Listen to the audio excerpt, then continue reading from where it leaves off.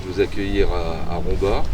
C'est un événement qui se déroule tous les 3 ans depuis 1999, date où la ville de Romba a obtenu le label Ville Fleurie 4 fleurs. C'est le passage du jury national du Conseil national des villes et villages fleuris. Ce jury, présidé par Thibaut Beauté, a été reçu la semaine dernière par une importante délégation avec à sa tête Lionel Fournier, maire de Romba, et Régis Perrin, directeur du service des espaces verts. Après un accueil sur le parvis de l'hôtel de ville, il était temps de sillonner les rues de Romba en bus, du centre-ville au Font-Saint-Martin en passant par les portes de l'Orne, histoire de vérifier si la ville maintient le niveau et répond aux 200 critères exigés par le jury, des critères qui ont bien évolué depuis la création du label.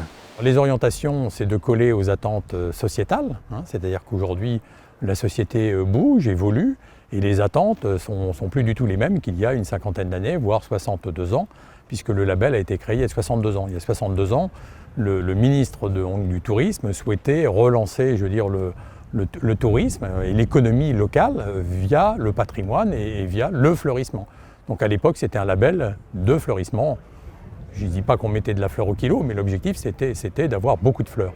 Aujourd'hui, on est dans un label de cadre de vie, de développement durable, donc le jury analyse, l'ensemble de ces 3 piliers sur les aspects sociaux, les aspects économiques et bien sûr les aspects environnementaux.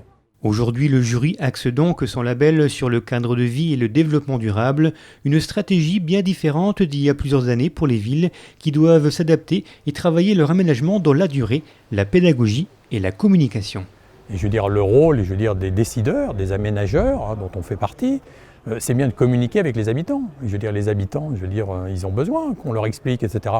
Et par exemple, vous parlez de fauche tardive, si vous expliquez que grâce à aux fauches tardives, on protège la biodiversité, on protège la faune et la flore, et au contraire, on l'améliore, les gens ne sont pas bêtes, et ils le comprennent parfaitement. Faut juste l'expliquer, il faut faire de la pédagogie. Et vous savez, on a peur de ce qu'on ne connaît pas.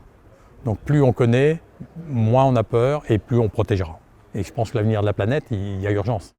Fauche tardive au niveau du fil bleu, plantes et fleurs qui s'adaptent à l'évolution du climat, absence ou peu de panneaux publicitaires, reconversion des friches industrielles des portes de l'Orne et surtout ce Font-Saint-Martin, véritable poumon vert de la ville avec ses étangs et son jardin partagé et solidaire. Voilà quelques atouts que n'ont pas manqué de souligner les élus et salariés de la ville. Reste maintenant à savoir si cela sera suffisant pour garder les 4 fleurs. Résultat, le 22 septembre.